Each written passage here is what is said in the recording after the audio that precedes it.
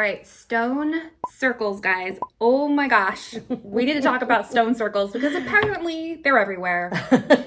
But before we get started, Birdie, would you like to introduce our wine, what we're drinking today? We are drinking, it's called Thousand Lives. Look at that. Isn't that beautiful? With like the elephant Look on at the it? elephant. It's gorgeous. It's a Merlot.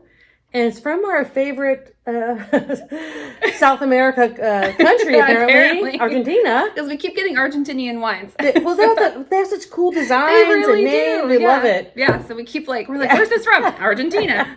And we're preparing it with a charcuterie. Yes. Some fresh grapes. Yes. Some crackers, bread, and then Kerrygold white cheddar. Mm-hmm. Yummy, yummy. And the reason we chose a wine called Thousand Lives is because it just, the more we look at archaeology and history and everything, it seems like there's just been 1,000 lifetimes before us. Yes. You know what I mean? So much to explore. Right? So many lives. So stone circles. Okay, so this has been something that has just been like overtaking me recently. Because they're so mysterious. I love a good mystery. I know, they're so mysterious. Like, what were these for? So apparently they're not just in, like I said, like we always think of like the one in England, but they're in Israel, they're in Russia, they're in China, and the ones we're talking about today are actually in South Africa. And there are, how many are there, Birdie? There are 10 million in South Africa and Zimbabwe. 10 million. 10. And they're all connected by like these channels, like these roads that were outlined in rocks. These channels. It's 10 million. Like what? Like what? Why don't we know about this? Like, why isn't this like top story news? Oh my gosh. Because, I mean, not all of them have these big Stonehenge. It's like, but circles made of stones. Like stacked stones. Yeah, stacked stones. Yeah. And those stacked stones actually ring like bells. Oh, yes, they ring like bells. Oh, my goodness. There's these stones, and you get a certain one of the rocks, and you hit it, and it rings like a bell. I'll link to the video. Yeah. And there's these two explorer guys, and he's like taking a rock, and he's just like, bing, bong, bing. And it's just like, oh my gosh, this is amazing. And it just goes throughout the whole valley. Yeah. And there's over 10 million. Over 10 million That's just of these. Mind-boggling. Like, what? And apparently, most of them are located where there are like gold mines, which is really interesting. Yeah. In fact, what's so funny, I didn't tell you this before. Yeah. They left the platinum because they just wanted the gold. Oh my gosh. So they find like these platinum veins that like they're untouched. Because who needs the platinum?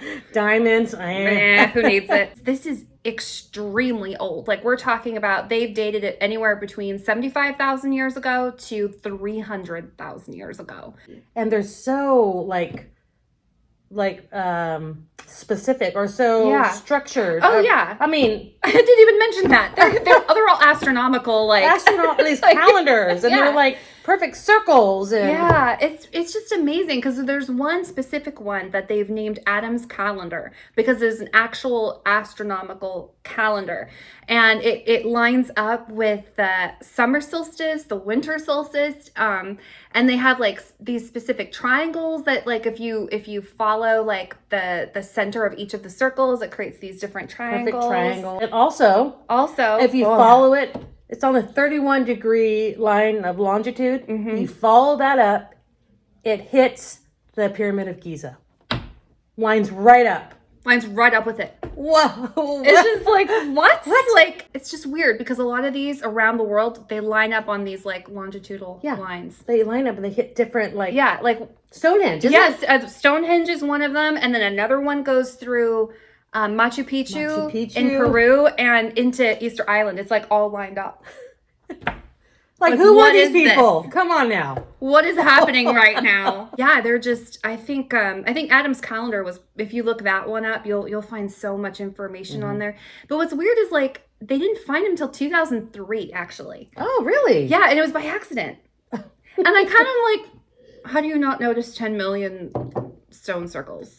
It's so funny. What I think a lot of it is like when you grow used to seeing something always. That's always been there. I'm thinking like maybe the locals obviously. Yeah, the locals were just like. But like, why did it take till 2003? In fact, it took until 2009 for like the first like expedition, like explorer to go out there. I'm like, how do you not go out there like immediately? 10 million. Okay. Did we say that? We did say 10 million, right? And most of them are above ground, but a lot of them are like, you can see like they're covered over, but you can see like their imprint. Yeah. It's like, we put a blanket over something, like you can see it. Yeah. The hub kind of goes over. You can see it's there. I mean, most of them aren't super high. Like they're low to the ground, but they're like these perfect circles that are intersecting each other. Yeah. And no two of them are alike. They're all different patterns. And they're all connected with these little roadways. Yeah. Yeah. And then, okay, so I'll link this in the description.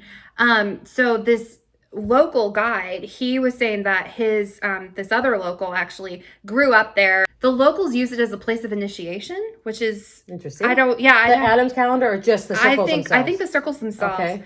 And, but anyways, he was saying the local legend or tradition or the stories that have been passed down forever is that these were places of great energy and that they actually like connect to, like they share energy like with Stonehenge and with Giza and all these like they were like energy centers, and that you could stand, if you were to stand inside of them in the center, you would feel that energy like it'd be and also if you some explorers went and they had a compass.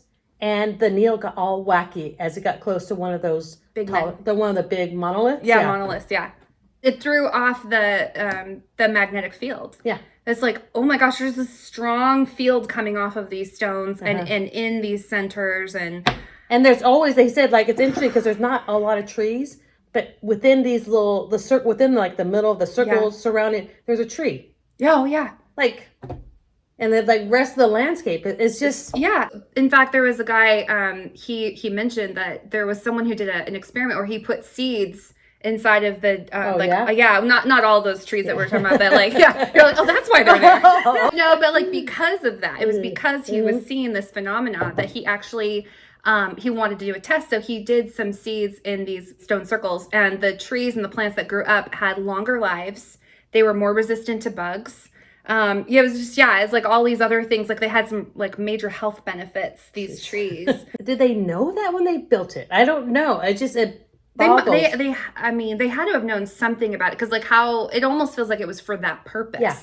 And they're everywhere, so they were part of their lives. It's not like something they just kind of went out and saw it. I feel like it was part of their lives. Yeah, it was almost like what they did. This is what we do. Yeah. Oh, there was something else I was going to say about that. And then I lost it. But yeah, I feel like there's something that we have lost. Oh, that's what it was. Okay. Sorry, I was like, she lost it and got it back again. But so shapes have sound, which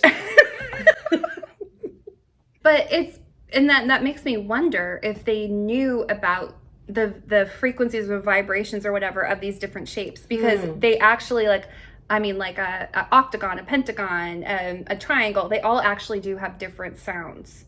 It's pretty crazy. It's pretty crazy. I'm not nuts. No, she's not. I mean, she's been looking stuff up. I mean, I'm telling you, her mind's been spinning. It's been spinning. So we'll do a whole nother curiosity tasting on shapes and sounds. I would love that. Yes.